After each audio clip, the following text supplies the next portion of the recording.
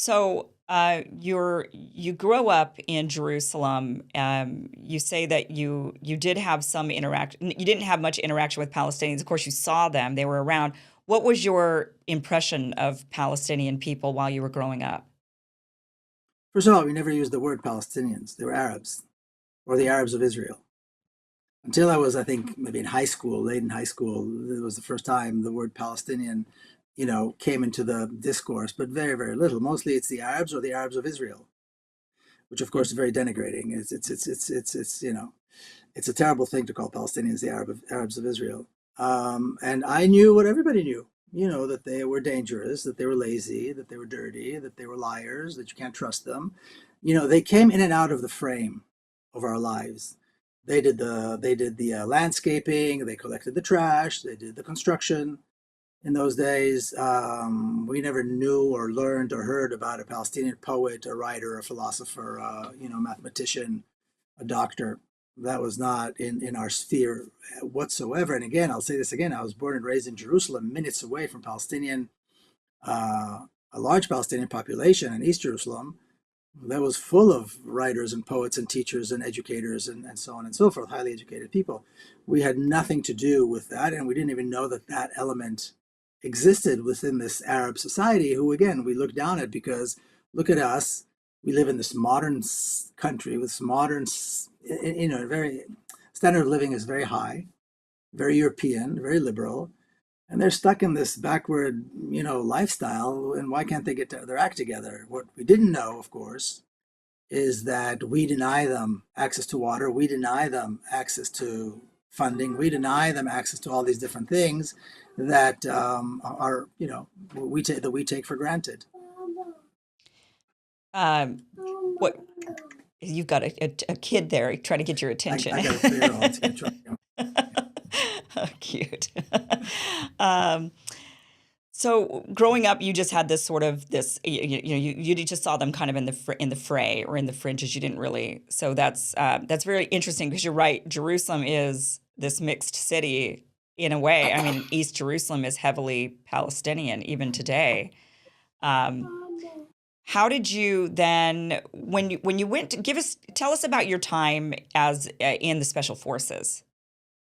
Well, the special forces part, I was going to say, I didn't really serve that long in the special forces. I was, out of 3 years, I did 1 year, then I had knee surgery, and I became part of a I was part of the medical corps. But serving in the military was an eye opener.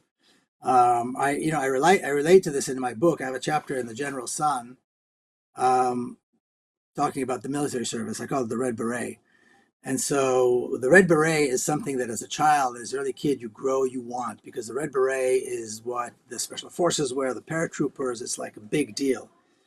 So anyway, so we're marching, in basic training, you march a lot, especially if you're training to be part of special forces. So you march a lot, you march at night, you march carrying heavy equipment. It's very taxing.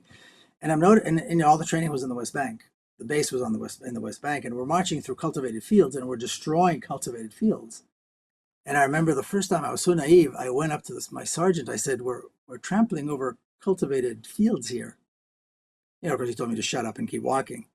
And then I remember we were doing, even as relatively new recruits, several months in, we would do this patrolling in Palestinian cities. And I remember our lieutenant briefing us and saying, "Anybody looks at you, you break every bone in their body." And they gave us batons and these plastic handcuffs. And I'm thinking, we are a special forces unit, we're an infantry unit. What are we doing with batons and handcuffs? What the hell? I had no idea what was going on, which of course you can't ask. And off we went, and I thought to myself, we're going to be patrolling through a populated city, and we look like, we're just fully armed, heavily armed paratroopers walking through a city. Everybody's going to look at us. Who's not going to look at us? What are we supposed to do? Break everybody's bones? I mean, it was an unbelievable. And so it was through experiences like this that I suddenly began to realize this whole myth of the Israeli army of being a benign moral army is absolute lie. It is an absolute lie. And little by little by little, I came to terms with that. And then the last year of my service, I was no longer in that unit. I had knee surgery, so I became a corpsman, and I was teaching at a kind of an academy where they taught corpsmen. The last year of my service was 1982, and Israel invaded Lebanon, and it was just a complete break of whatever was left in me, the believing in the Israeli military, or believing in the legitimacy of an Israeli military, and so on. And then there was a massacre of Sabra and Shatila, and on and on and on, and it made it clear that this was all one big lie.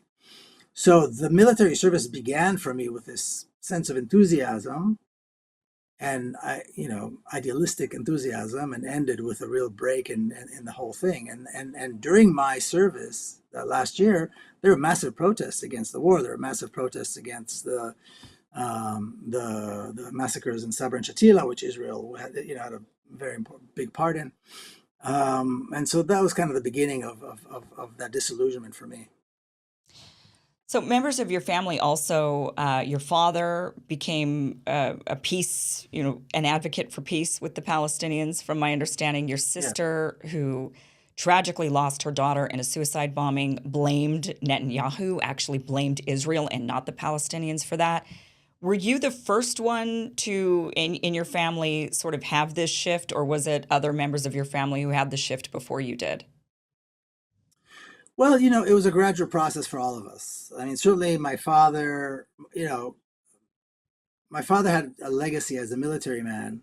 He was one of the generals who pushed very hard for Israel to begin the assault on the Arab armies in 1967, and what became known as the Six-Day War. The Israeli army pushed very hard, and he was one of the strongest, loudest voices pushing Israel to start this massive assault against its neighbors, mostly because he knew, as the other generals knew, that the Arab armies were weak and it would be an easy war, and they were going to win, and will be able to destroy the Arab armies and occupy all this land. And so, when the war ended 5 days later, because the war was not a 6-day war, it was a 5-day war, and we could talk about the name in a little bit, he stood up at the first meeting of the Israeli High Command saying, now that we won, now that we're really powerful, we need to talk to the Palestinian leaderships locally about the idea of partitioning the country, but on conditions that are better for us. And so the West Bank and the Gaza Strip could be a Palestinian state.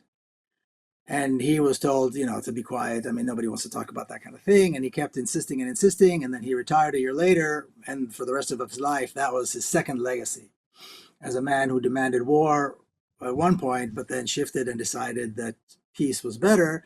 And his point was, we have two choices. One is to remain a Jewish democracy in a part of the country, which was the vast majority of the country, which was occupied in 1948, or to not be a Jewish democracy, not have a Jewish majority, and keep the entire country, because the Palestinians, it was obvious, were going to be demographically a majority. But the Israeli establishment didn't want to know anything about that. They began building settlements. The ethnic cleansing of the West Bank, of East Jerusalem, was massive. Hundreds of thousands were thrown out. Massive building for Jews only in East Jerusalem, everywhere throughout the West Bank. I mean, this was not something that they even stopped for a minute. There was no hesitation. Settlements in Hebron, settlements around Nablus. Of course, all of East Jerusalem was expanded. And it was clear that nobody was interested in the two-state solution. They wanted the land, as much of it, and they're going to get the people out, one way or another. Like you said, later on, after my father passed away, 2 years after my father passed away, my sister's little girl, Smadar, was killed in a suicide bombing.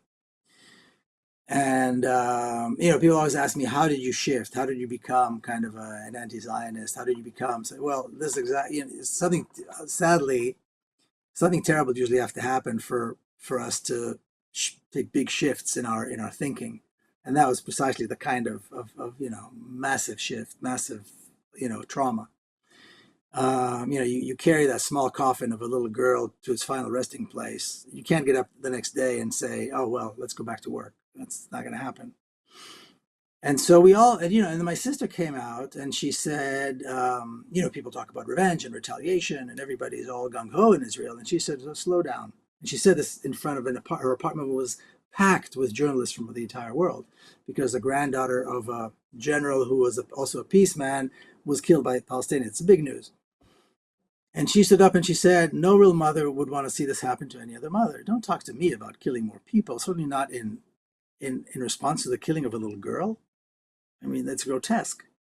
And then she said, you want to know who's to blame? And Netanyahu, by the way, was prime minister then. That was his first term way back then. She said, well, what do you expect? What do Israelis expect when you maintain a brutal occupation, when you keep people, political prisoners, when you kill people's children, when you take away their lands and their homes? You expect that there'll be no retaliation? You expect that there'll be no violent reaction at all? It's absurd. And so she said, Israel is responsible for the death of our daughter, just as Israel is responsible for the death of all these countless of Palestinians. So, of course, now it became even bigger. This whole story became even bigger.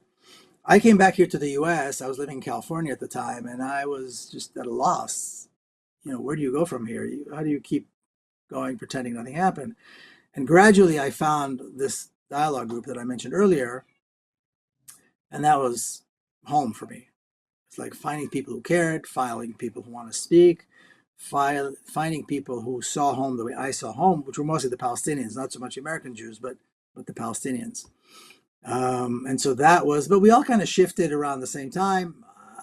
Many, to a certain degree, some more, some less. But that was kind of the progression of how it happened. And again, just to clarify, I think that the two-state solution, just to make it very clear, is a Zionist construct. It's designed in order to legitimize the initial sin, the original sin of the occupation and ethnic cleansing of 1948. Right. Because now we're saying, well, the past is behind us. We're not going to worry about that. We're just going to worry about these other territories. And that, to me, is not good enough.